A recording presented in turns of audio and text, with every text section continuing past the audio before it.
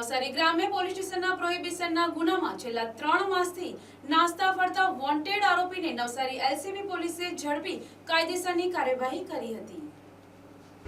નવસારી જિલ્લા પોલીસ વડા Sushil Agrawal LCB police station જિલ્લામાં અલગ અલગ ગુનાઓમાં નાસ્તા ફરતા આરોપીઓને ઝડપી પાડવાનો આદેશ આપતા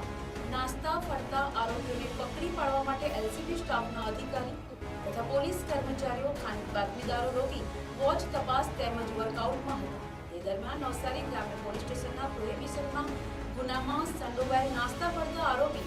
જયેશકુમાર નટવરલાલ ઉર્ફે